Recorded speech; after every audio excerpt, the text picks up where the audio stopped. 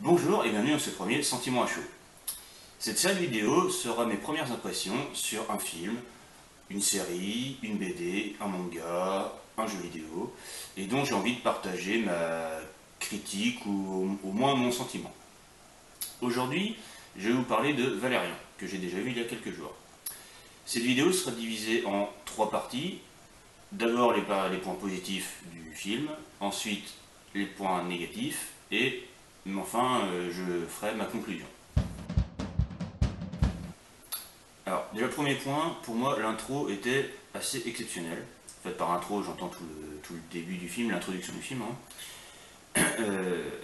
Rien que pour cette intro, je pense que le film m'a plu. Alors déjà par sa musique, alors, je ne vais pas spoiler la musique, mais la musique c'est une musique que j'aime beaucoup. Et tout son déroulement, toute l'histoire, en fait c'est vraiment l'histoire de la station Alpha qui peut en avoir un nom, donc ça c'est pas vraiment un spoil. Et c'est vraiment toute son histoire, donc cette partie-là est vraiment très intéressante. Alors deuxième point, les effets spéciaux sont pour moi très réussis. Je pense que c'est compliqué de faire mieux, à part peut-être un effet un peu plastique sur certains personnages, mais enfin, franchement ça passe, c'est pas catastrophique. Les différents mondes sont aussi très bien représentés, alors même s'il n'y a pas non plus beaucoup de mondes différents dans le film. J'en réfléchis 2 secondes, mais non, pour il n'y a pas beaucoup, mais surtout le monde principal, un des mondes est vraiment très très bien représenté et d'une façon très colorée, différente des standards, on va dire actuels, style typiquement Star Wars, qui ça va être des décors très terrestres au final, ça va être du désert, du froid, de l'arboré. Là, ça va être plus exotique, on va dire, vraiment beaucoup plus dans le coloré. Mais c'est différent, du coup, j'ai trouvé ça plutôt intéressant. L'histoire est assez rythmée, donc on n'a pas vraiment le temps de s'ennuyer, ça passe d'un élément à un autre, ce qui va amener aussi à un défaut dont je vais parler tout à l'heure. Alors autre chose, il y a Alain Chabat, c'est quelque chose que j'avais pas du tout vu dans les bandes annonces, etc., ou même dans ce que j'avais vu sur le film. Mais il y a Alain Chabat dans le film, et il faut avouer qu'il est plutôt pas mal en acteur de SF, j'ai trouvé ça marrant. Il y a aussi Rihanna, qui a un perso qui est assez cool, mais alors, par contre j'ai détesté sa dernière scène, c'était pas possible.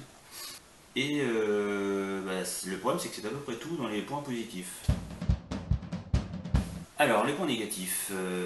Un des gros points noirs du film je trouve c'est que les acteurs, alors sans être nuls, mais ils ont clairement un manque de charisme selon moi. Alors c'est pas qu'ils jouent mal, c'est qu'on a du mal à y croire quoi. Enfin, on a l'impression qu'ils croient pas trop eux-mêmes dans le personnage. Après, le problème, c'est que ça fait très acteur de téléfilm, je trouve. Enfin, moi, j'ai eu ce sentiment-là par moment. Alors, voilà, sans être mauvais, c'est peut-être pas du niveau d'un film à ce budget-là. Enfin, pour moi en tout cas. Après, chacun peut avoir un avis différent sur le jeu d'un acteur, mais j'ai eu un peu de mal à. Ça m'a un peu empêché de rentrer dans le film. Même si, au final, j'ai quand même réussi à y rentrer, mais c'était un point de blocage à plusieurs reprises, et je me suis dit, c'est quand même un peu juste comme jeu d'acteur. Alors, autant sur Valérian que Laureline, alors peut-être un peu plus sur Valérian, mais j'ai trouvé que les deux avaient un jeu à peu près identique. Ça m'a pas trop de différence à ce niveau-là. C'est ce que j'ai lu, que certains trouvaient que c'était surtout Valérian qui avait des problèmes de jeu, mais pour moi les deux étaient sur un jeu assez proche. Donc non, pas l'un pour acheter l'autre, je dirais. Alors l'autre point, alors, qui est plus grave selon moi, et c'est je pense vraiment le plus gros défaut du film, c'est que le scénario est très linéaire. Il est vraiment très linéaire. En fait, le scénario, ça va être, il faut qu'on cherche un truc, donc on va chercher le truc, on va trouver le truc, on range le truc, et on passe à autre chose. Alors ça peut marcher pour un personnage, on va chercher un personnage, on trouve un personnage, et on passe à autre chose. Et on s'en fout. Ça passe d'un élément à un autre, comme ça. Alors, plusieurs moments, j'ai eu l'impression d'être dans dans un jeu style World of Warcraft et d'enchaîner les quêtes. De prendre une quête, je vais chercher tel objet, je le ramène au mec qui me l'a demandé et je passe à la suite. Sans avoir aucun intérêt pour l'objet en lui-même. Alors j'exagère un peu le trait, mais c'est quand même clairement ça. Enfin, je me suis posé aussi la question plusieurs fois dans le film, mais ces trucs-là, au final, on en a rien à foutre. Et il y a certains objets dans le film, ils nous le présentent comme étant extrêmement important, et au final, bah, on ne sait pas pourquoi. Donc, voilà, ça, pour moi, c'est vraiment le problème du film. Alors, il y a un autre truc qui m'a un peu dérangé, c'est la mort d'un des personnages, qui n'est pas crédible une seconde, autant par le jeu d'acteur que la façon dont il meurt. En fait, c'est présenté comme quelqu'un qui est, enfin, un personnage qui est très très fort, qui était très très fort pour esquiver les coups et il meurt d'un coup. Enfin, donc, et la scène est particulièrement ridicule. Enfin, c'est un peu ce que je m'étais dit aussi dans Star Wars 7. C'est les personnages, j'ai l'impression qu'ils se connaissent depuis des années, alors qu'ils se sont rencontrés il y a un quart d'heure, enfin il y a quelques heures. Et là, pareil, le personnage, il parle avec Valerian Lorin au moment de sa mort, et il leur dit des trucs, t'as l'impression qu'il les connaît depuis des années. Et ça, bah, je suis désolé, ça marche pas. Enfin, chez moi en tout cas, j'arrive pas à avoir un impact émotionnel quand je sais que les personnages ils se connaissent depuis 2 heures. Donc voilà, pour moi c'était. Je suis pas non plus du tout rentré dans cette scène. Alors après, est-ce que c'est lié à la VF? Parce que du coup j'ai vu le film en VF. Est-ce qu'en VO cette scène a été mieux? Par curiosité, j'essaierai de regarder cette scène en VO quand le ressortira pour me faire une idée plus précise sur cette scène. Mais en VF en tout cas c'était pas possible. Bon, bah, alors ça va être tout pour les points négatifs. Bah, il y aurait d'autres trucs à dire, mais je pense que ça se concentre vraiment principalement sur le scénario linéaire et le jeu d'acteur. C'est vraiment les défauts du film. Alors c'est des gros défauts, mais bon. Donc on va passer à la conclusion. Alors pour conclure, on peut dire que c'est un film correct, hein. C'est pas un naufrage, mais je m'attendais clairement à mieux, quoi. J'ai quand même été déçu.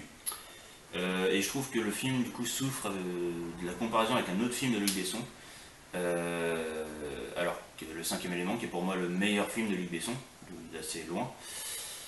Et alors principalement au niveau du scénario et aussi du jeu d'acteur. Faut pas dire, mais Bruce Willis et Mila Jovovich,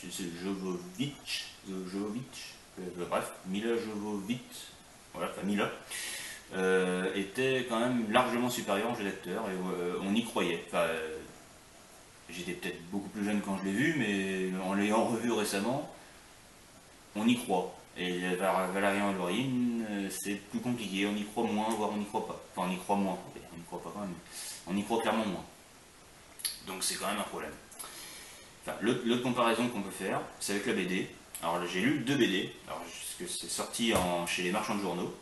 Donc j'ai lu les 2 premiers tomes, dont particulièrement celui-là, qui est censé être le film est censé être l'adaptation de cette BD.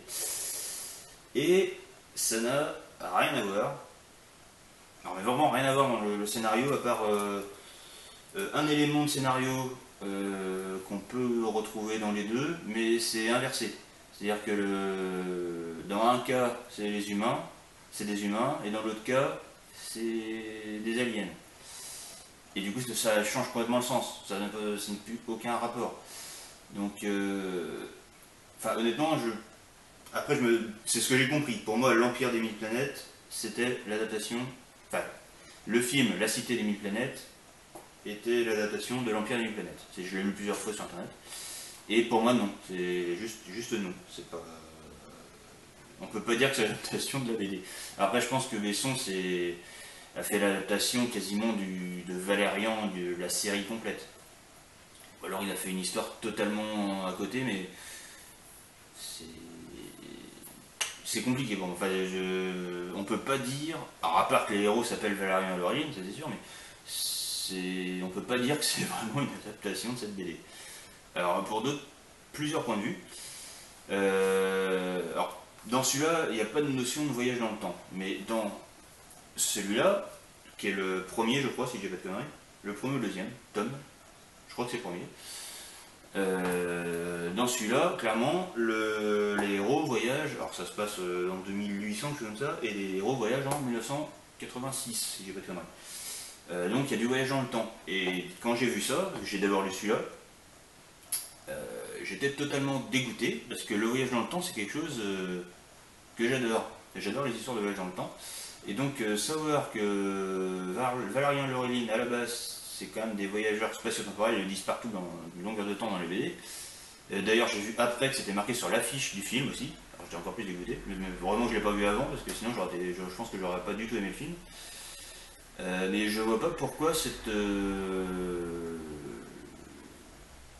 a été supprimé totalement du scénario. Parce que je pense que ça aurait clairement pu être inséré dedans. Enfin, je comprends pas. Euh, D'ailleurs, je crois même pas que dans le film ils sont décrits comme des agents spatio-temporels. Alors je dis peut-être une connerie, mais je me rappelle pas avoir entendu ça dans le film. Euh, voilà. Donc pour moi c'est clairement un défaut. Enfin, un défaut. C'est un défaut quand du coup on connaît la BD. Quand on a lu la BD et qu'on. Alors si quelqu'un n'aime pas du tout voyager dans le temps, forcément il s'en fout, mais pour quelqu'un qui aime beaucoup les histoires comme ça, bah, j'étais très très déçu.